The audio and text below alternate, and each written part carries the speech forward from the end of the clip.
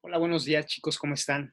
Soy su profesor Alan Cristian Covarrubias y bueno, voy a compartir con ustedes esta última sesión de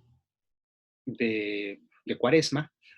Estamos a unos días de entrar a la Pascua y bueno, pues quiero pues de antemano desearles unas excelentes vacaciones. Quiero comentarles, como les había dicho anteriormente, que seguramente no vamos a tener examen final, pero en pocos días nos van a confirmar cuál va a ser la dinámica para que estén ustedes muy al pendiente. Muy bien, pues vamos a empezar esta clase. Al terminar, eh, pues la exposición les voy a pedir que hagan un pequeño trabajo de breve, muy breve, sobre algunas cuestiones que quiero plantearles después de la exposición. Muy bien, pues vamos a comenzar. El día de hoy vamos a repasar sobre todo aquello que comentamos con respecto a la labor profética. Como recordamos, el profeta es un puente entre Dios y los hombres y básicamente el profeta tiene la misión de recordarle al pueblo el estatuto de su alianza, la necesidad de volver a Dios. Hoy vamos a ver la literatura sapiencial. ¿Qué es la literatura sapiencial? La literatura sapiencial, como les había dicho anteriormente, corresponde a aquellos libros que después del exilio de Israel de la tierra prometida por parte de Babilonia, fueron fuentes de consolación. Una vez que desoyeron las advertencias de los profetas, el pueblo empieza a padecer los estragos de la separación con Dios. ¿Y cuáles son esos estragos? Pues son fundamentalmente las batallas que libra Babilonia para exiliarlos de su tierra prometida. Andan vagando nuevamente por cualquier lugar y al final del día, pues son situaciones que los llevan a una situación deplorable. Es un pueblo llorante, un pueblo nómada o seminómada que está buscando nuevamente algún tipo de estabilidad. Los libros sapienciales son libros que proceden a los profetas. Y bueno, ¿de qué se tratan estos libros? Son libros que desarrollan una riqueza en términos de sabiduría popular, de buena conducta, ajá, costumbres, reglas del buen vivir, que hacían parte de la literatura del pueblo. Recordamos que el exilio viene de distintos pueblos como Egipto y Mesopotamia, y tenían siempre el riesgo de vivir de acuerdo a los preceptos y normas de conducta y sociales de estos pueblos. De hecho, en varios momentos el pueblo de Israel se contagia por vivir, eh, pues, imitando los modos de ser de estos pueblos. Los libros sapienciales siempre les van a recordar que es necesario que vuelvan a la fuente de su identidad, que es el seguimiento de la ley de Moisés. Muy bien. Sabiduría. El libro de la sabiduría es un tema que vamos a tratar muy aparte, pero todos ellos están impregnados de esta virtud. Eh, la sabiduría estaba dada por la experiencia de haber llevado a cabo la ley de Moisés.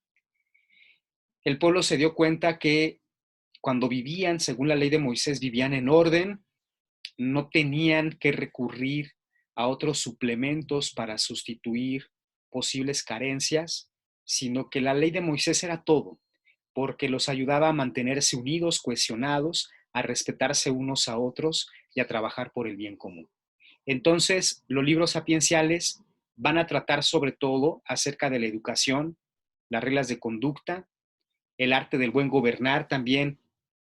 Los libros sapienciales van a tratar de educar a los reyes para que, lejos de tener los intereses propios como criterio fundamental, procuren los intereses sociales o del pueblo en conjunto. Bien. Ahora, ¿cuál es el fin de los libros sapienciales? Bien, el libro de los libros sapienciales es que el ser humano se convierta al amor de Dios, que reflexione sobre las consecuencias de haberse alejado de Él. También nos deja ver que la respuesta de Dios no va a ser un castigo o una implacabilidad, un carácter fuerte que siempre va a estar recordando y machacando los errores. La respuesta de Dios siempre va a ser una respuesta de amor. Y en este sentido, nosotros podemos ver que los libros sapienciales vuelven a lo más esencial de Dios, que es la protección que siempre nos procura y al mismo tiempo la asistencia continua de su presencia para ayudarnos a resolver los problemas de la vida humana, como son el dolor, la muerte, el gobierno, la política, la economía, porque recordamos que el pueblo de Israel vive bajo un régimen teocrático. ¿Qué es la teocracia? La teocracia es un régimen en donde la ley del libro es el criterio legislativo fundamental para X pueblo, en este caso, el pueblo de Israel. ¿Quiénes son los autores de los libros sapienciales? Se considera que Salomón y la tradición salomónica va a ser quien instaura la literatura sapiencial. Se considera que él es el sabio por excelencia, pero algunos estudios exegéticos, sobre todo del siglo XX, nos ayudan a ver que Salomón crea una escuela sapiencial, una escuela de discípulos que siguen su estilo literario, que siguen también su modo de interpretar la Sagrada Escritura. Y en esta escuela podemos ver también que los libros sapienciales son el fruto de una reflexión histórica profunda de distintos momentos de la historia de Israel. ¿Quiénes eran los sabios? Los sabios eran personas que vivían, enseñaban normas de conducta para vivir bien, se cuestionan sobre los problemas que acechan la vida del hombre. En la corte eran los sabios quienes aconsejaban sobre el buen gobierno. Después del destierro, cuando desaparecieron los profetas, la dirección espiritual del pueblo, como les había dicho, corría a cargo de estos sabios. Básicamente es una literatura lírica que utiliza imágenes poéticas para hablar de la presencia de Dios en la vida cotidiana. Y al ser un lenguaje lírico, es un lenguaje bastante simbólico, cargado de un significado profundo. Hay erotismo, por ejemplo. En el libro de Proverbios vemos un profundo erotismo, y no erotismo en términos sexuales, ¿no? Es un erotismo en el nivel de una sensibilidad a flor de piel que permite un nuevo contacto con Dios, ¿no? Acuérdense que el eros, el amor del eros, es el amor sensible. Y justamente lo que permea este tipo de literatura es un encuentro espiritual con Dios a partir de una reflexión profunda de carácter espiritual. El concepto de sabiduría. En un inicio, el sabio era quien tenía un oficio fijo, era el consejero del rey, era la anciana astuta, también era el muchacho que tenía algún tipo de aprendizaje en estas escuelas de literatura, sobre todo de corte griego, y también tienen como característica ser cumplidores fieles de la ley de Moisés, tiene la capacidad de interpretar sueños, sabe salir de apuros, sabe gobernar, tiene ciencia. El sabio es alguien que tiene un conocimiento integral de la realidad. Puede conocer acerca de la astronomía, de geología, de botánica, de zoología, de medicina, de teología, evidentemente, de la ley de Moisés. El sabio, pues, tiene distintos materiales científicos que complementan su identidad. De hecho, si ustedes escuchan hablar de los Reyes Magos, en realidad la Sagrada Escritura dice que unos magos de Oriente, unos sabios de Oriente, pues van a adorar al niño Jesús. Esos sabios justamente pertenecían a la casta de todos estos que estoy mencionando ahorita, que tenían conocimientos vastísimos en un amplio margen de ciencias. Entonces no se crean que el sabio simplemente conocía sobre herbolaria, por ejemplo, o sobre botánica solamente. No, eran sabedores integrales del conocimiento. ¿Cuándo se llevó a cabo la fragmentación del conocimiento? Se llevó a cabo sobre todo en la Ilustración, ¿verdad? Cuando se dedujo que era necesario, pues, darle a cada ciencia su nicho, su espacio, para que pudiera desarrollarse adecuadamente. Y se quitó la idea de integralidad. Pero el sabio, en términos antiguos, más bien es integral. El sabio posee un saber teórico, un saber práctico, mezcla lo teórico con lo práctico. En términos de la revelación judio-cristiana, el sabio no solamente escucha, sino que pone en práctica la palabra de Dios.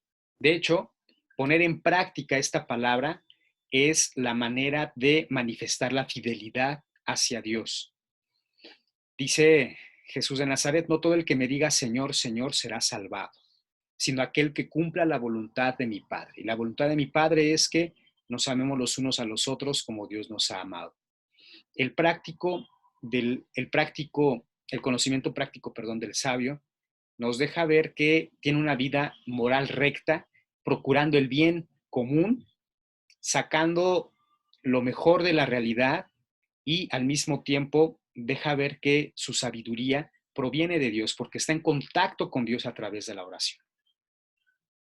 Es decir, el sabio sigue siendo un puente entre Dios y los seres humanos. Estudia el saber humano, pero también el saber divino y lo complementa. Ok, el género literario sapiencial, ¿en qué consiste?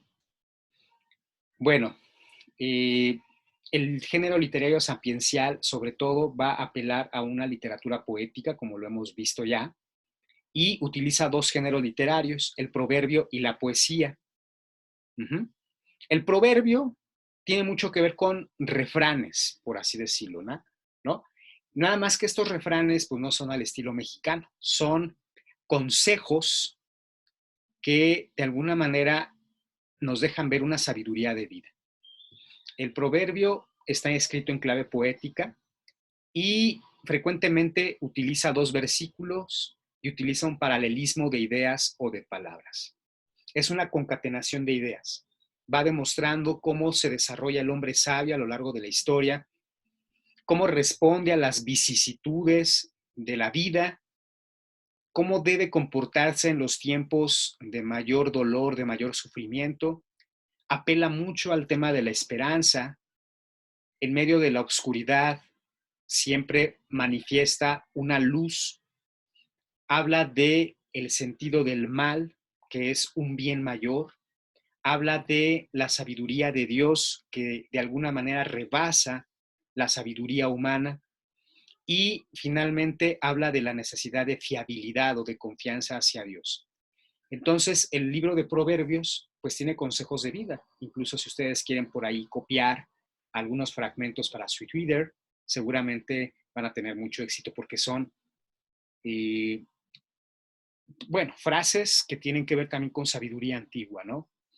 Y evidentemente, esto nos habla de una conjunción de la tradición que han vivido los escritores divinos, pero también vinculada con la ley de Moisés, ¿no? Entonces, no se extrañen que en los proverbios, por ejemplo, haya algunas notas morales que ya se vivían en Mesopotamia, en Babilonia, en Grecia, porque finalmente el libro de Proverbios nos hace ver que la sabiduría es universal.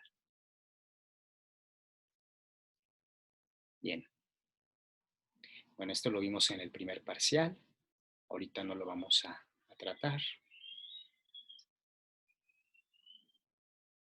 Hablamos ahora de las fuentes de la teología, que es un tema de sus lecturas. ¿Cuáles son las fuentes de la teología? A aprenderse Sagrada Escritura, la tradición y el magisterio. Otra vez, Sagrada Escritura, tradición y magisterio. ¿Qué hace la Sagrada Escritura? La Sagrada Escritura es la revelación de Dios a su pueblo, ya hablamos de ella en toda esta unidad pasada, ya hablamos de los criterios para concebir que lo que tiene su contenido viene de Dios, cómo discernimos que ese contenido viene de Dios, y también hay que reconocer que la Sagrada Teología se apoya siempre en la escucha de la palabra de Dios. Esta palabra de Dios, a pesar de que fue consignada hace miles de años, tiene un mensaje actual o actualizable, porque es una palabra que trasciende todo espacio y temporalidad. Dice uno de los libros, cielos y la tierra pasarán, pero su palabra no pasará, su palabra es estable.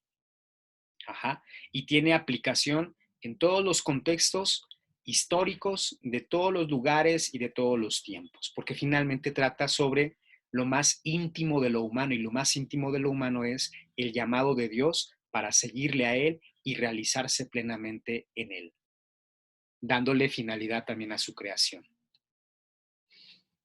La Sagrada Escritura se ha considerado, juntamente con la Sagrada Tradición, ahorita hablamos de la Sagrada Tradición, la regla suprema de la fe.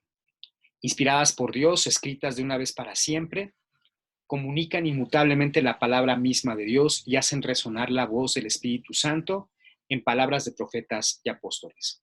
¿En qué sentido la palabra de Dios es inmutable? No significa que pretenda una ley de carácter naturalista así exagerado que impida que podamos observar los avances de la humanidad. Uno podría pensar, bueno, ¿qué tiene que ver la ley de Moisés con la inteligencia artificial? Con la eugenesia. No sé si han escuchado hablar de ella. La eugenesia es una ciencia que se está desarrollando de manipulación genética para mejorar la especie humana, para evitar que haya enfermedades. Y entonces muchos se preguntan, bueno, ¿qué tendría que ver la ley de Moisés con esto? ¿Qué tendría que ver la ley de Moisés con el poliamor? Con las relaciones abiertas, por ejemplo, ¿no? ¿Qué tendría que ver la ley de Moisés con el aborto? ¿Qué tendría que ver la ley de Moisés con el matrimonio homoparental? Ajá. Que son situaciones éticas contemporáneas que parece ya no tienen nada que ver con la ley de Dios. Uh-huh. Y entonces uno puede juzgar que la ley de Dios actualmente es una ley arcaica, una ley pasada, que ya no tiene incidencia en el presente. ¿Qué contestamos los creyentes? Decimos que la ley de Dios es inmutable en el sentido de que, primero, promueve la vida, trata de evitar la muerte del género humano, que ha sido hecho imagen y semejanza de Dios. Dos, esta inmutabilidad del mensaje de Dios apela a un mandamiento fundamental: ama al prójimo como a ti mismo. No busques para otro lo que no quieras que te hagan a ti. Trata al otro como quieras que te traten a ti. Y este fundamento de ley, que es inmutable, nos habla de un principio de equilibrio básico de la sociedad, en donde todos valemos lo mismo, en donde nadie busca la conveniencia de sí mismo por encima de los demás, porque esto trae históricamente demostrado la guerra, la división y evidentemente dinámicas de egoísmo que terminan muy mal. La ley de Dios simplemente quiere que uno sea feliz haciendo a los otros felices, que nadie pase por encima de los derechos de los demás. Ajá. Y sobre todo que busque la vida común. Perdónenme, pero esta ley inmutable sí que funciona para todo tipo de espacio y de tiempo, ¿no? Si en 100 años dicen, pues es que hay que matar al que te estorba en el camino y eso ya está perfectamente legislado, pues evidentemente por muy popular que sea esta ley, va en contra de la ley de la vida, ¿no? Que es la ley de Dios. Bien, entonces, también tenemos que decir que la Sagrada Tradición corresponde a cómo se ha interpretado la Sagrada Escritura, cómo se ha aplicado en la vida de la Iglesia en este caso, y cómo se ha concebido el misterio en ciertas normas o cultos, ¿no? Por ejemplo, la tradición de el rezo del Santo Rosario, la tradición de, del uso de ciertos devocionarios para la fe. Bueno, la tradición de alguna manera complementa a la Sagrada Escritura porque es el modo de vivir la fe de acuerdo al entendimiento del pueblo sobre la revelación de Dios.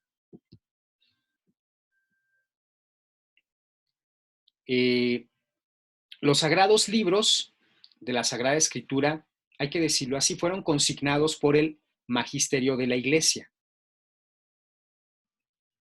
Ahorita hablamos del magisterio de la Iglesia.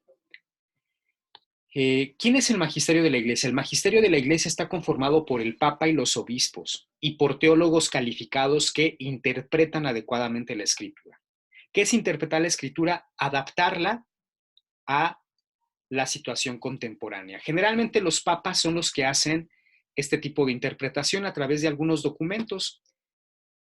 Algunos documentos se llaman encíclicas, que son un diagnóstico de los tiempos presentes, de una problemática actual. Lo hacen a través de exhortaciones apostólicas para que los que son creyentes pongan atención en algo que se está descuidando, ahí ejerce su labor profética. Lo hace a través de documentos o decretos en donde se manifiesta un tipo de disciplina a seguir dentro de la Iglesia. La encíclica es el aspecto más social del magisterio de la Iglesia. Allí el Papa lo que hace es analizar sistemas políticos, económicos, sociales, a la luz del Evangelio y a la luz de lo que se ha dicho en la tradición de la Iglesia. Un ejemplo de encíclica, por ejemplo, la más actual del Papa Francisco es Laudato Si, que habla sobre el calentamiento global, que habla sobre la ecología.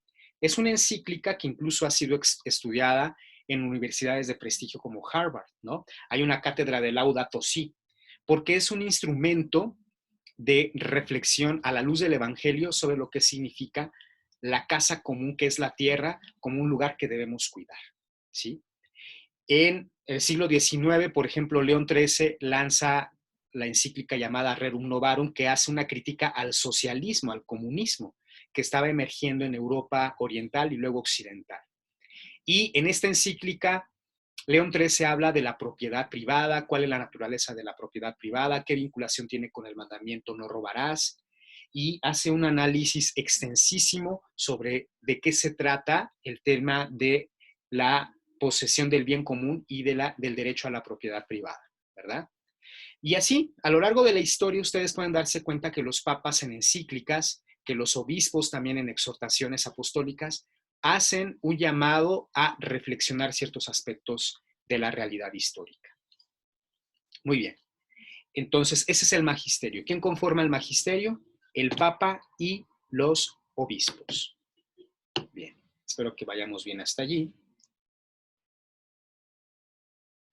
Ok. Ahora, la Sagrada Escritura tiene una labor eficaz, cambia la realidad. Cuando es meditada, históricamente se ha comprobado que hay gente que ha cambiado su vida y ha cambiado el mundo. Hay gente que fue tocada por Dios y fue capaz de inaugurar un hospicio, fue incapaz de limpiarle las llagas a los leprosos como la Madre Teresa de Calcuta, porque fue capaz de comprender el fundamento esencial de la vida cristiana, que es el amor a las miserias del prójimo, por ejemplo. La Sagrada Escritura ha provocado grandes cambios a nivel social, político y económico, tanto así que ha regido pues la legislación de Occidente todavía hasta la fecha, ¿no? Entonces nos damos cuenta que la Sagrada Escritura, a pesar de que algunos dicen que es un libro muerto, no, es un libro vivo, un libro aplicabilísimo, que finalmente ilumina cualquier momento histórico.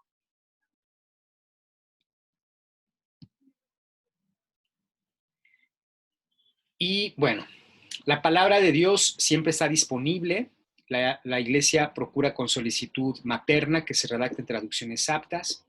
También la Iglesia procura que la lectura sea vinculada a la tradición, vinculada a la comprensión del contexto en el cual fueron escritos ciertos libros, porque si alguien llega a leer la escritura sin entender el contexto, sin entender los intereses del pueblo o del propio hagiógrafo en cuestión, pues podemos tener una visión errada. Ya lo vimos en la unidad pasada que acabamos de repasar. La Sagrada Escritura pues tiene un filtro importante, ¿no? De los hagiógrafos. Y es también necesarísimo que sepamos distinguir los contextos en los cuales fue escrita. Bien, entonces tenemos también que las traducciones de la Biblia se llevan a cabo con el beneplácito de la autoridad de la Iglesia. Se lleva a cabo con la colaboración de hermanos separados que podrán utilizarse para todos los cristianos. Ok, la Sagrada Escritura tiene distintas traducciones, hay que decirlo. Algunas sectas la han traducido según sus conveniencias doctrinales, por ejemplo. Testigos de Jehová han alterado algún tipo de párrafos, han quitado algunos libros, y bueno.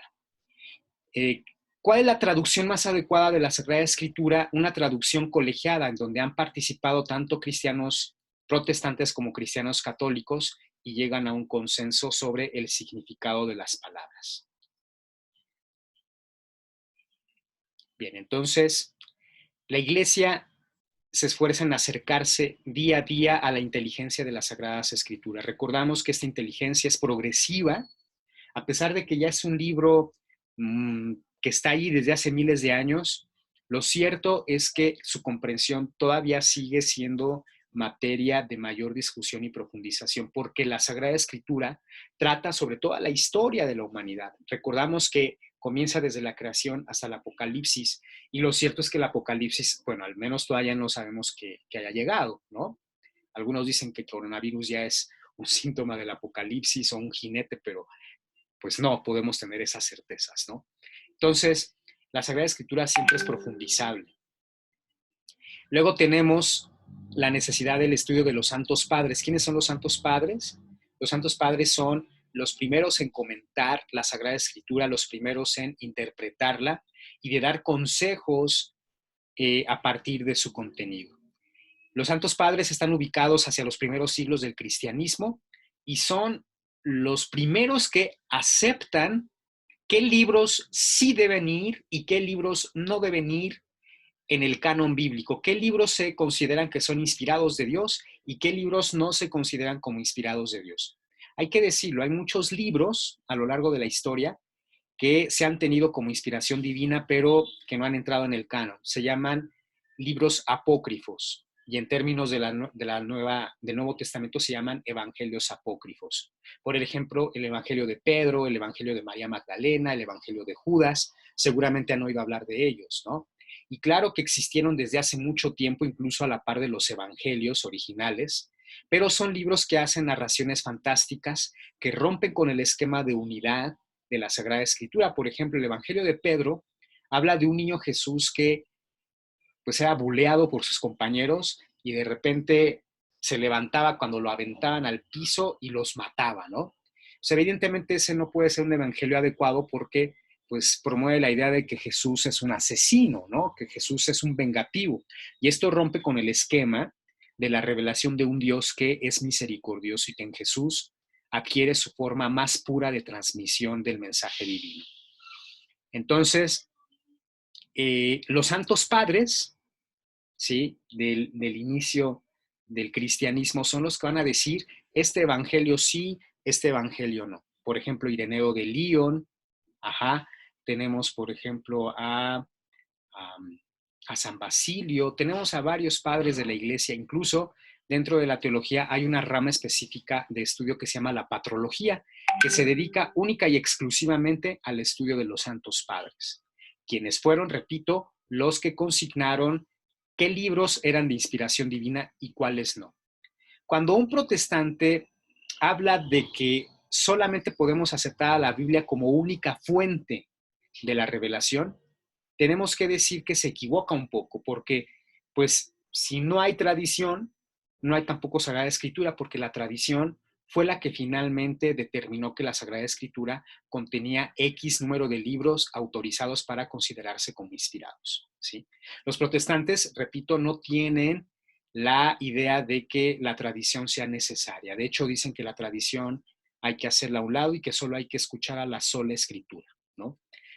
Esto lo tenemos desde Lutero, quien denunció a la tradición eclesiástica, sobre todo, por ejemplo, en el tema de las indulgencias. Lutero decía que la iglesia estaba cobrando por la salvación y tenía razón en cierto sentido, pero Lutero se llevó a toda la tradición diciendo que toda la tradición de la Iglesia era una infestación de interpretación negativa de la pureza del mensaje que solo se podía encontrar en la Sagrada Escritura. Pero hay que decirlo, así como la Sagrada Escritura tiene el filtro humano que también hay que depurar para poder llegar a una comprensión de la unidad, también la tradición tiene que depurarse, ¿no? Y lo cierto es que esto habla de que la comprensión humana del mensaje divino, como ya lo hemos visto, es paulatina, pero purificadora.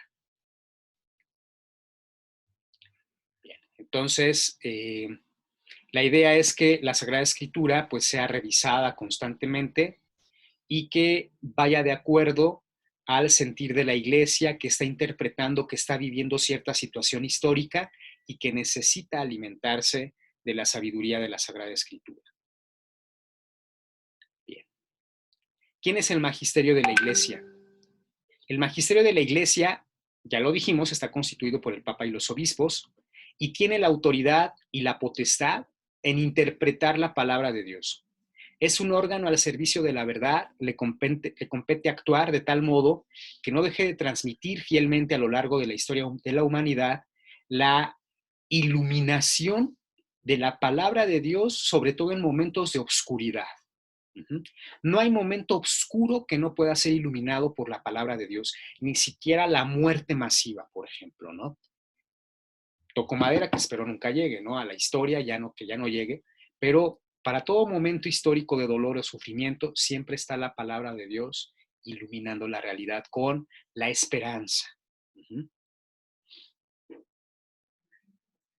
Bueno, ahora sí vamos a hablar de, bueno, esto ya no lo vamos a ver porque ya checamos profetas y reyes. Vamos a hablar de Jesucristo. Ajá. Para hablar de Jesucristo necesitamos hablar de quién es el Mesías. Ya lo vimos anteriormente en la clase que tuvimos en vivo. Jesús es el Mesías para el cristianismo. Jesús de alguna manera cumple con algunos parámetros de lo que significa la profecía de Isaías. Isaías, el profeta, habla de Jesús en distintos momentos, ¿no? Entonces, ahí tienen algunas citas bíblicas. Les voy a pedir que chequen en la página del Vaticano, la Biblia del Vaticano, digo, porque es una traducción ecuménica, no solamente es católica, también tiene revisión de algunas iglesias cristianas no católicas. Y bueno, vamos a hablar del Mesías. Ajá. Primero revisamos Lucas 1, 26, 45. Y Lucas 1, 26, 45 da algunos rasgos de lo que es Jesús, ¿verdad? Dice así: en el 6º mes, el ángel Gabriel fue enviado por Dios a una ciudad de Galilea llamada Nazaret, a una virgen que estaba comprometida con un hombre perteneciente a la familia de David, llamado José. El nombre de la virgen era María.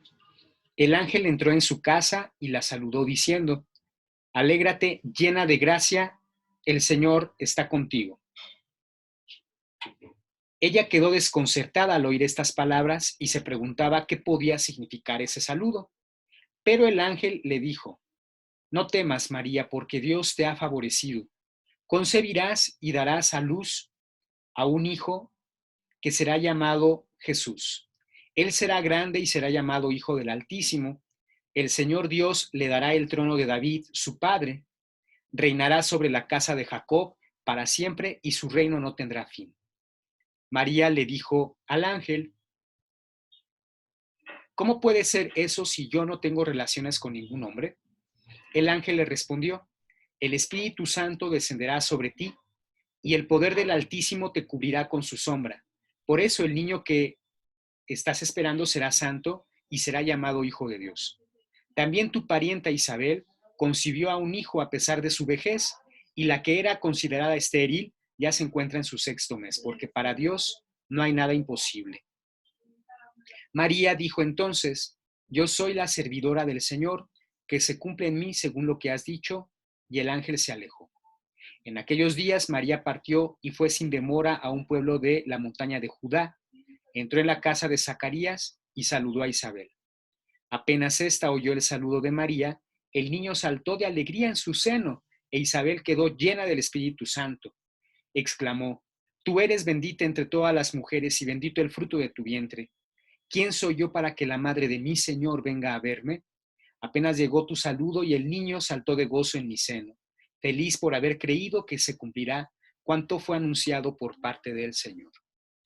Bien, ¿qué nos deja ver este pasaje de la Escritura? Nos deja ver que hay algunos rasgos del mesianismo de Israel.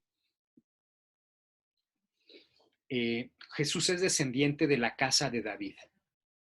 Ajá. Jesús va a ser llamado Señor. Este título solamente se le daba a la gente importante en tiempos de Jesús, al emperador y obviamente a Dios. Solamente Dios es Señor. Aquí hay una revelación muy fuerte. María es la madre del Señor, es la madre del Altísimo. ¿Quién es el Altísimo? El Altísimo es el que está por sobre todas las cosas, sobre el cielo, sobre la tierra. El Altísimo solamente se le da como título al Creador en este caso. Entonces, también se manifiesta como cumplimiento de lo que Dios ha prometido, como aquel que va a reinar sobre la casa de Jacob, es decir, sobre el pueblo de Israel, y es alguien que finalmente va a gobernar con brazo de hierro. También Isaías nos habla de Jesús como aquel que, como del Mesías, perdón, como aquel que va a liberar a los cautivos, como aquel que va a devolver la vista a los ciegos, como aquel que va a proclamar el año de la gracia del Señor. Y evidentemente también podemos ver en algún pasaje por allí que Jesús refiere que ese día que el profeta Isaías había mencionado se cumplía en su persona. Una situación que causó muchísimo rechazo por parte de los judíos, ¿no? Bien, vamos a ver ahora Lucas 3, 21, 22. Lucas 3, 21, 22. Dice así: todo el pueblo se hacía bautizar, también fue bautizado Jesús, y mientras estaba orando se abrió el cielo. El Espíritu Santo descendió sobre él en forma corporal como de una paloma. Se oyó entonces una voz del cielo que clamaba: tú eres mi Hijo muy querido, en quien tengo puesta mis complacencias. Jesús aquí es revelado como el Hijo de Dios, como aquel en quien se complace Dios. Y hay que decirlo, hijo de tigre pintito, ¿verdad? No solamente es imagen de Dios, es hijo realmente de Dios. Es alguien que comparte su naturaleza y que está referido originalmente a Dios Padre. Nos damos cuenta que este Mesías, además de todo, es llamado hijo. Y se nos revela también una naturaleza impactante. Dios no solamente es el Padre, Dios también tiene familia que comparte su misma naturaleza. Y a esta persona que comparte su naturaleza se le llama hijo. Bueno, espero que vayamos bien hasta allí. Vamos ahora a Lucas 13, 1, 5. Vamos a ver qué dice. Lucas 13, 1, 5. Dice: en ese momento se presentaron unas personas que comentaron, a Jesús el caso de aquellos galileos cuya sangre Pilato mezcló con la de las víctimas de sus sacrificios. Jesús respondió: ¿creen ustedes que esos galileos sufrieron por todo esto porque eran más pecadores que los demás? Les aseguro que no, y si ustedes no se convierten, todos acabarán de la misma manera. ¿O creen que las 18 personas que murieron cuando se desplomó la torre de Siloé eran más culpables que los demás habitantes de Jerusalén? Les aseguro que no. Y si ustedes no se convierten, todos acabarán de la misma manera. Les dijo también: si ustedes cumplen con la voluntad de mi Padre, no perecerán de manera semejante. Bien, ¿qué es lo que hace Jesús? Como lo vimos en la lectura número 6, Jesús de Nazaret es aquel que también va a proclamar el reino de Dios, realizando un anuncio profético de conversión. Si tú no te conviertes, pues padecerás la lejanía con Dios, porque Dios, caballeroso, ¿verdad?, se aleja ahí donde no es invitado. Tú resuelves la vida, pero hay que decirlo, tú eres limitado para resolver tu propia existencia. Hay cosas que se escapan de tus manos porque tú eres vulnerable, porque no eres capaz de dominar toda la creación. Ajá. Porque no eres capaz por tus propias fuerzas de hacer que el mundo cambie para que tú seas feliz y para que los demás sean felices. Necesitas de Dios para poder emprender este camino. Solo a su lado podrás tener fuerza, tener sabiduría y darle cohesión a todos tus proyectos. Va a decir Jesús de Nazaret, si el Señor no construye la casa, si el Señor no construye tus proyectos, no construye tus anhelos, en vano se cansan los constructores, en vano te vas a cansar. Por mucho que logres, en un momento dado todo se va a derrumbar, porque finalmente somos seres vulnerables, somos seres que estamos aquí un rato, y hay que decirlo, en algún momento de la vida lo vamos a perder todo, porque somos polvo y al polvo hemos de volver. Jesús nos ofrece, en este sentido, una conversión que nos lleva a tener un nuevo tipo de vida, un nuevo estilo de visión del mundo y de las cosas, una sabiduría más profunda. Y vamos a terminar con,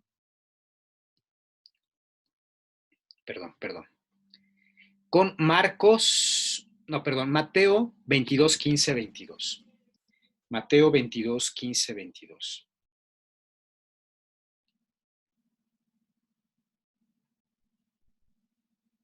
Dice así: los fariseos se reunieron entonces para sorprender a Jesús en alguna de sus afirmaciones. Hay que recordar que lo querían crucificar.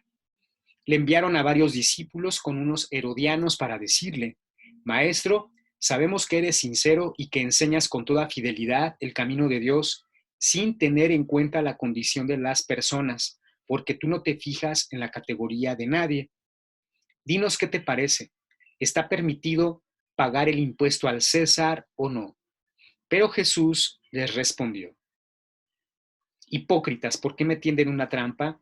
Muéstrame la moneda con que pagan el impuesto. Ellos le presentaron un denario y él les preguntó: ¿de quién es esta figura y esta inscripción? Le respondieron: del César. Jesús les dijo: den al César lo que es del César y a Dios lo que es de Dios. Al oír esto quedaron admirados y dejando a Jesús se fueron. Jesús es alguien que va a tener muy claro los límites de la ley de Dios con respecto a la ley humana. Ajá. Jesús no mezcla asuntos de política con asuntos religiosos. Esto rompe un poco con el esquema del Mesías que muchos israelitas habían interpretado, que tenía la capacidad de romper el orden político, de irrumpir en la esfera de lo público para destruir, por ejemplo, aquellos imperios que estaban dominando al pueblo de Israel, en este caso Roma, ¿no? Cuando a Jesús le preguntan a quién hay que pagar el impuesto, a Dios o al César, ¿verdad?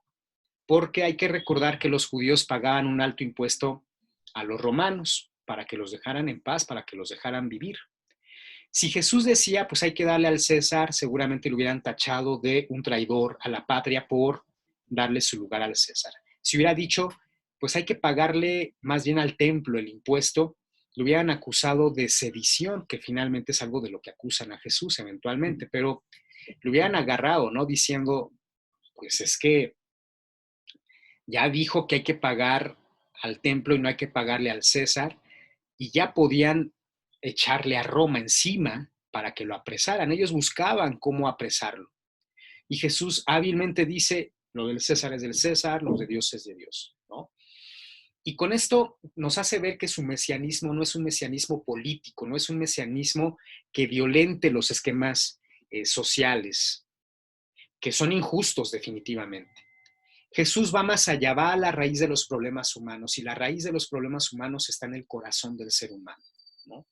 Por lo tanto, su trabajo de Mesías consiste otra vez en promover la conversión de los corazones personales, no tanto de cambiar estructuras, sino de apelar a un sentido más intimista, para que el ser humano eventualmente pueda tener una transformación más cualificada. Y ahora sí, terminamos con Marcos 4:1-20. 4:1-20.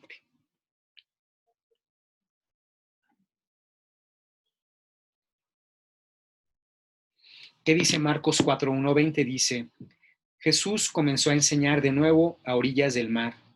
Una gran multitud se reunió junto a él, de manera que debió subir a una barca dentro del mar. Se sentó en ella y mientras tanto la multitud estaba a la orilla.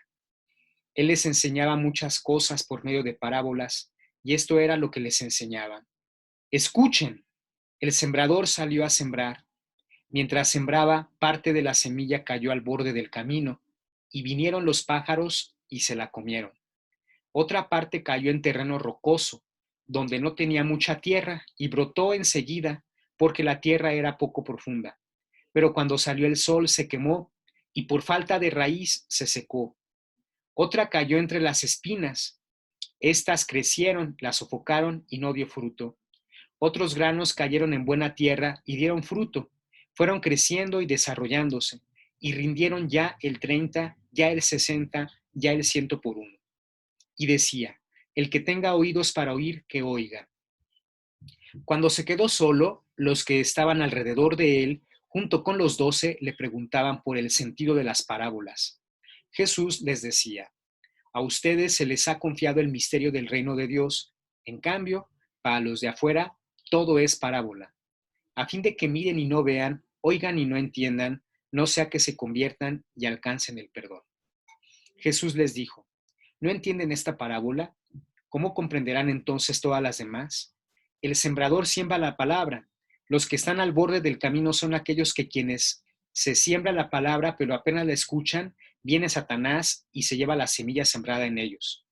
Igualmente, los que reciben la semilla en terreno rocoso son los que al escuchar la palabra la acogen enseguida con alegría, pero no tienen raíces, sino que son inconstantes. Y en cuanto sobreviene la tribulación o la persecución a causa de la palabra, inmediatamente sucumben. Hay otros que reciben la semilla entre espinas. Son los que han escuchado la palabra, pero las preocupaciones del mundo, la seducción de las riquezas y las demás concupiscencias penetran en ellos y ahogan la palabra, y ésta resulta infructuosa. Y los que reciben la semilla en la tierra buena son los que escuchan la palabra, la aceptan y dan fruto al 30, al 60 y al 100 por uno. Bueno, Jesús, como lo vimos en la lectura número 6, es la palabra de Dios, es el logos de Dios. Esta palabra tiene que ser escuchada. De hecho, si se fijan al principio, empezó diciendo Jesús: escuchen, Shema, el mismo imperativo que le da Dios en los primeros libros de la Biblia a su pueblo. Escucha, Israel, atiende. Uh-huh. La palabra se escucha, pero también tiene que dejarse sembrar en el corazón. Tiene uno que responder a su proyecto. Es una palabra que es aceptada libremente o rechazada. Es una palabra que puede ser escuchada, que puede convencer, que puede mover corazones, que puede hacer llorar, que puede hacer decir, por fin, Señor, encontré el sentido de la historia, pero, como dice Jesús, a pesar de ser recibida con mucha impresión positiva, puede ser sofocada por las penas de la vida. Es una palabra que tiene que tenerse como más grande que cualquier tribulación, que cualquier situación negativa, que cualquier situación positiva. Es una palabra que está en lo más profundo de cualquier situación humana. Es una palabra que alimenta la actitud humana ante cualquier situación humana. Y por lo tanto, es una palabra que va generando un crecimiento constante en la persona hasta dar fruto. ¿Qué significa dar fruto en términos de Jesús? Significa que lo que tú has recibido, lo que te ha nutrido, lo vas a poder transferir a otros para que también puedan recibir beneficios. Esto significa dar fruto, que el bien que tú recibes de Dios puedas compartirlo con otros, que el bien que tú has experimentado crezca, se fortalezca y al mismo tiempo haga que se genere mayor bien del que ya había. Jesús, por lo tanto, nos llama a la colaboración en la redención que Él ha traído. Por eso es que después, cuando hablamos de iglesia, nos damos cuenta que al ser el cuerpo de Cristo, nosotros somos responsables de que esa palabra se extienda en el mundo. Nosotros somos parte del cuerpo de Cristo que obra para transformar la humanidad. Por eso es muy importante escuchar la palabra, pero sobre todo ponerla en práctica para dar frutos, que este es el sentido de su revelación.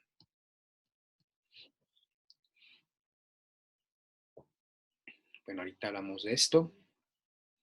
Vamos a hablar ahora de Jesucristo en sus hechos o milagros. Ok, vamos a leer Juan 2, 1, 12. Juan 2, 1, 12 dice así. 3 días después se celebraron unas bodas de Caná de Galilea y la madre de Jesús estaba allí. Jesús también fue invitado con sus discípulos. Y como faltaba vino, la madre de Jesús le dijo, Hijo, no tienen vino. Jesús le respondió, Mujer, ¿qué tenemos que ver nosotros? Mi hora no ha llegado todavía. Pero su madre le dijo a los sirvientes, hagan todo lo que él les diga. Había allí 6 tinajas de piedra destinadas a los ritos de purificación de los judíos, que contenían unos 100 litros cada una. Jesús dijo a los sirvientes, llenen de agua estas tinajas, y las llenaron hasta el borde. Saquen ahora, agregó Jesús, y lleven ahora al encargado del banquete. Así lo hicieron. El encargado probó el agua cambiada en vino, y como ignoraba su origen, aunque lo sabían los sirvientes que habían sacado el agua, llamó al esposo. Les dijo, siempre se sirve primero el buen vino, y cuando todos han bebido bien, se trae el de inferior calidad. Tú, en cambio, has guardado el buen vino hasta este momento. Este fue el primero de los signos de Jesús y lo hizo en Caná de Galilea. Así manifestó su gloria y sus discípulos creyeron en él. Bueno, Jesús, pues, se presenta en el mundo como tú y como yo. Es muy difícil que de repente pues, diga, yo soy el Mesías y todo el mundo le crea, ¿no? ¿Qué fue lo que hizo a lo largo de su vida? Pedagógicamente fue mostrando un poder superior, un poder de transformación del mal en bien. Hizo curaciones milagrosas, curó leprosos, curó ciegos de nacimiento, curó a mudos, hizo caminar a los paralíticos y el caso más grande fue la resurrección de los muertos, resucitó a Lázaro. Bien, Jesús de Nazaret hizo todo esto con el poder del Espíritu de Dios, siendo él mismo Dios, hay que decirlo así. Y Jesús con esto va abriéndose en la confianza de la gente que recibe cosas buenas de él. Ajá. Por eso se hace famoso. Y por medio de estos milagros él va acreditándose como un ser que eventualmente trae un bien mayor, un bien de Dios, ¿no? Ahorita no vamos a ver los otros milagros, pero los otros milagros hablan justamente de esta devolución de salud a aquellos que están enfermos. Jesucristo, por lo tanto, con estas actividades de sanación, quiere decirle al mundo que Él ha venido a traer vida, que Él ha venido a restaurar lo que se había roto por el pecado original, por el pecado fundamental del hombre, que Él ha venido a redimir las consecuencias nefastas de la actitud por la cual hemos rechazado a Dios. Si nosotros hemos rechazado a Dios, si hemos padecido el sufrimiento de haberlo rechazado, Él viene no a juzgarnos, sino a curarnos. Viene no tanto a condenar nuestra actitud, sino a aconsejarnos que volvamos al camino de Dios. Viene a restaurar esas heridas y al final del día lo que viene a hacer es a destruir la consecuencia más nefasta del pecado, que es la muerte. Él viene a destruir al enemigo natural del hombre, que es la muerte misma, ¿no? Con su muerte nos regala una vida que no se acaba. Con su muerte destruye la muerte, repito, y nos lleva nuevamente a una relación nueva con Dios. Muy bien, chicos. ¿Alguna duda, algún comentario? Bien, con esto acabamos nuestra sesión de hoy. Ya la siguiente, que va a ser presencial, vamos a tratar sobre algunas dudas. Voy a hablarles un poquito del Espíritu Santo, de lo que significa la unión entre el Padre, el Hijo y el Espíritu Santo, del misterio de la Santísima Trinidad, y pues procuraremos darle énfasis ya al tema de la iglesia, al tema de los sacramentos y de la oración, con el cual vamos a terminar el temario. Muy bien, chicos. Como actividad, no se las describo en el correo para que pues puedan ver el video. Como actividad, ahorita van a escoger dos pasajes de la Sagrada Escritura que hablen de Jesús de Nazaret y que de alguna manera relacionen ustedes con un bien, o con algo que puede transformar para bien la realidad en algún problema actual. Ejemplo, Jesús aquí anuncia que hay que amar al prójimo como a sí mismo. Aplicación en la realidad actual. Si los países que están en guerra en Medio Oriente se dieran cuenta que los derechos de los demás tienen el mismo valor que los derechos propios, entonces llegarían a un consenso, a un diálogo para el reparto de los bienes que se están peleando, ¿no? Ejemplo, ¿no? Entonces, puedes proponer un consejo ético, puedes proponer una llamada profética de Jesús y vas a hacer una aplicación concreta a un problema concreto y cuál sería la resolución posible. Son dos problemas, ¿ok? Lo van a subir a Drive y se llama, el documento, ahorita lo voy a instaurar, se llama Jesús de Nazaret, hoy. Lo pueden hacer en parejas, lo pueden hacer en equipos. Muy bien, chicos, pues les deseo unas excelentes vacaciones y nos estamos viendo pronto. Tienen todo el día de hoy para subir este documento que es el ejercicio. Cuídense mucho, chicos. Un abrazo. Que Dios los bendiga.